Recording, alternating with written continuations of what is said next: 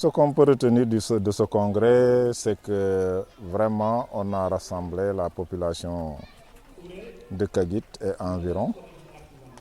Et nous discutons de Kagit hier, aujourd'hui et demain. Et en parlant de Kagit, d'hier, aujourd'hui et demain, on a ratissé tous les secteurs sociaux de la vie. Et on a mis des ateliers où les gens ont discuté de l'éducation, de la santé, de l'administration du village, des relations de bon voisinage entre voisins,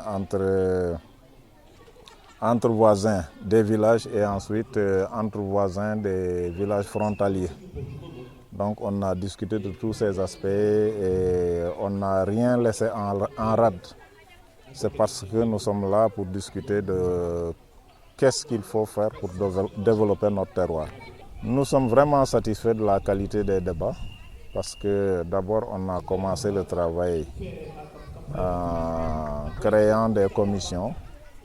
et ensuite on a travaillé en atelier et les ateliers ont restitué leurs travaux. Et présentement comme ça, nous sommes vers la fin de la restitution des travaux et nous sommes de manière globale très satisfaits de ce qui a été fait. Parce que comme je vous l'ai dit tantôt, tous les secteurs sociaux de la vie ont été pris en compte et on a réfléchi de ce qui a été fait. Vous savez que nous sommes au deuxième congrès. Lors du premier congrès de 2002, on avait élaboré un plan intervillageois de développement intégré de Kagit et environ. Donc aujourd'hui, pendant ce congrès, on a évalué ce qui a été fait, ce qui ne l'est pas et ce qu'on doit faire dans le futur. En nous posant d'abord les questions de savoir qu'est-ce que nous pouvons faire nous-mêmes, qu'est-ce que nous attendons de l'État, des partenaires et quel sera le devenir de notre terroir. Voilà, donc de manière globale, c'est ça qui justifie la tenue de ce congrès. Au sortir de ce congrès, nous en sortons très satisfaits parce que nous allons vers la résolution du document final que nous allons présenter à qui de droit, c'est-à-dire les autorités de l'administration centrale, de l'administration communale, des partenaires au développement et nous-mêmes, parce qu'il faudrait que nous-mêmes qu'on sache qu'est-ce que nous devons faire nous-mêmes sans attendre quelque chose de quelqu'un. Je lance un message vraiment à l'État de penser à la réhabilitation de la route Djalan-Kagit, l'axe Djalan-Kagit nécessite une réhabilitation parce que depuis près de 10 ans, on nous a fait croire que le financement était disponible, qu'un entrepreneur a été choisi. Mais depuis lors, aucune réalisation n'a été faite et vraiment ça nous paraît très bizarre qu'on attribue un marché et qu'il ne soit pas exécuté depuis lors et que jusqu'à présent, il n'y a aucun espoir, on ne voit rien démarrer et puis bon là, on est vraiment désolé de la situation qui prévaut actuellement. Bon, quant à l'électricité, une partie de la population a bénéficié de l'électrification, mais je peux dire que les 3/4 n'ont pas encore de courant chez eux. Là, actuellement, il y a le chantier de l'adduction d'eau qui est en cours, mais pour le moment, nous considérons qu'on n'a pas encore d'eau. Tant qu'on ne voit pas de l'eau couler des robinets, on considère qu'on n'a pas encore d'eau potable à suffisance parce qu'à un moment de l'année, c'est-à-dire à partir du mois d'avril jusqu'en juin, il y a des puits qui tarissent et les populations ont souvent, dans certaines zones, des problèmes d'eau.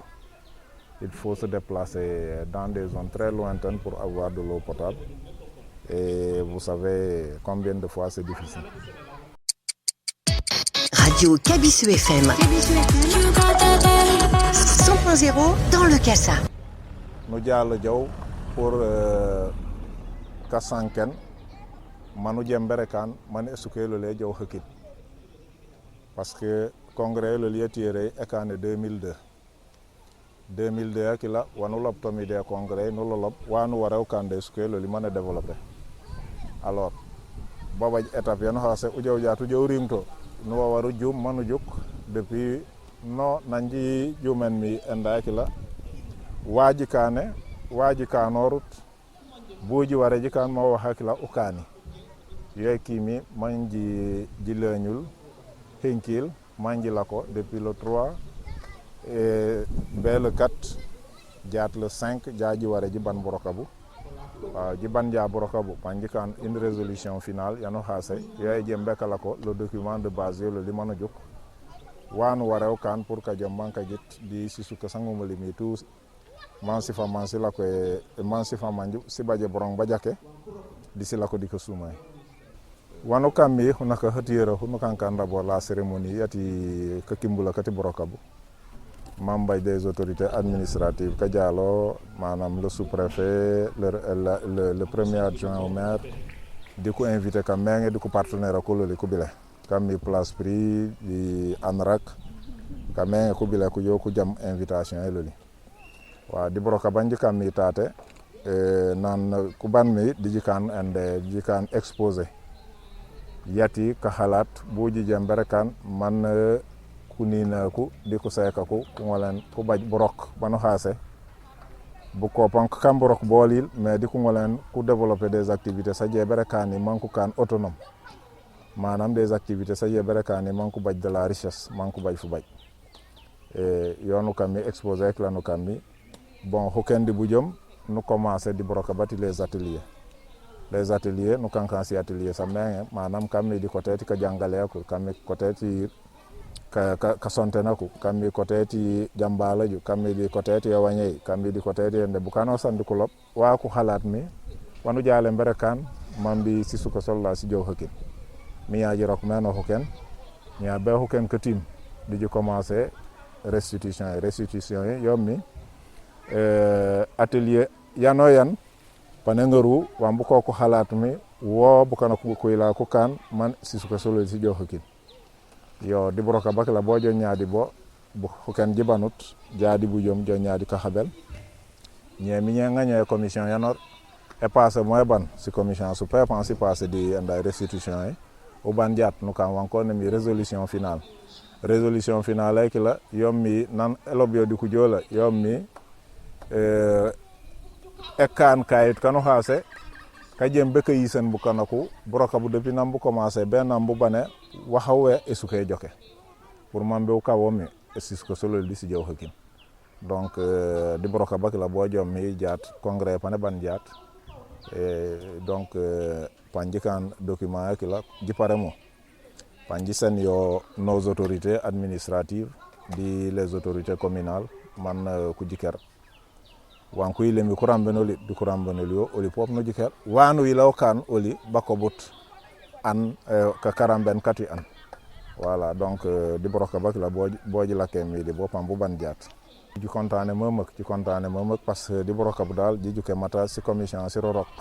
jak ci ngarlo ngar des propositions sa jake ban ci proposition sa la invité rambe mo man di jok butina bakila ka jam pa ngarlo li ko sumay ka mak di suka solla di ngarlo la le développement ye mak di suka solla yo message yani baj mi yani ijembe kalam ko dio elaw gouvernement yi manku jiker loli baabe butina bololi bu jakut ban mi baje simit sono ngen presque emitamit manko noli financement yoy to ku sensen menda entreprise mambe ko rok burungabu be jaat ko rokut burungab bon ungar ya ko teti électricité ku noke électricité baje wa baje des centrales solaires 102 de sukay mais ujike jaat kabaj mi courant ay dislu pasolil ku kantu même pas nan bukan ko heji anor ke babaje voilà kon yoyna mi kabaj mi ko hamman ko titiya kabaj ortumi kon nak gouvernement war e gorgorlu mam ano antanami nangon na bayto courant bola yo mati mo melamu aussi koku di broka batimo si chantier pour couvrir koku de sukay di brok bare mo melamu bilor kon nak tank uju ko waratu mo melam di si robinet su ukembul mo robinet ya mo melam di mu furu c'est considéré que comme bay mi nya uba jortu mo mel kon nag jomde law gouvernement yi di les partenaires sociaux manku jikeroli di si domaine o si feyireso parce que si domaine sakila si kano tumi borokab lebo ende développement le tengon ne bajo ni kontaan mamuk di borokab mambu jaw mi di congrès ni saf bu kanok tout kakatlo mi si haja soli manku jol ko xalaat mati esukay anowam bana pour lomi na lañ ko sumay rimbo ko sumay borokab banji la ko me kambabe pop emdekan bu kanok pekku fekke njeriñeti bo mi pop ko pour lomi babu manji joji ngakuri makololi jigetu mambu kana ku jam emite chamul emite de poyul emite de ngarlu avancement do roka wolu mi fe